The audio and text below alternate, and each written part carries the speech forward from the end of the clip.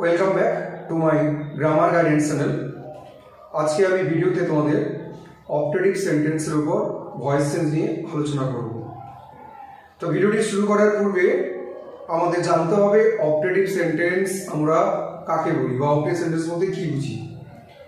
যে সেন্টেন্সের দ্বারা কোনো ইচ্ছা, প্রার্থনা প্রভৃতি বোঝাবে সেই সেন্টেন্সকে আমরা অপটেটিভ সেন্টেন্স বলবো।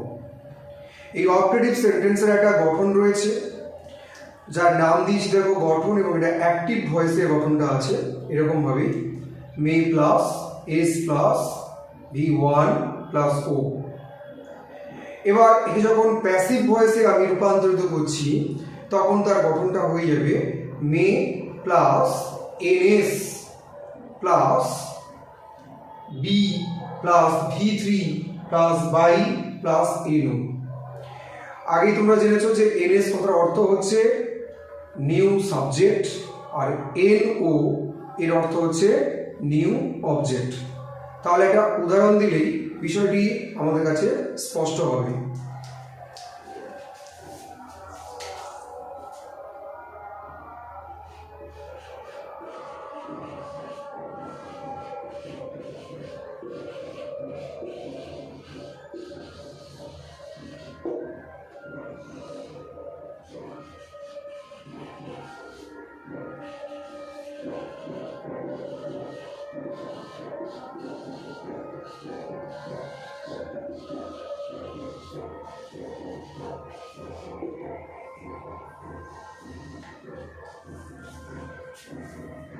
দেখো আমি একটা সেন্টেন্স লিখেছি, may God bless you.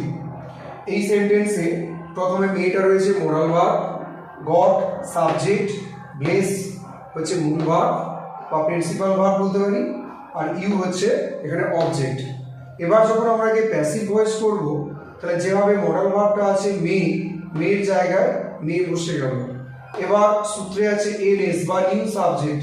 New সাবজেক্টটা কি হবে না ইউটা এখানে চলে আসছে এখানে, এবং তাই একে এনএস বলা হচ্ছে মে ইউ। এরপরে দেখো একটা বি আসছে, কেন আসছে না মোডাল ভার্ব যেহেতু সেন্টেন্সের মধ্যে আছে তাই এখানে মোডাল ভার্বের ভয়েস চেঞ্জ করার জন্য মূল ভার্বের আগে একটা বি আনতেই হবে। তাই এখানে দেখো মে ইউ বি। এরপরে রয়েছে দেখো মূল ভার্বের পাস্ট পার্টিসিপল ফর্ম।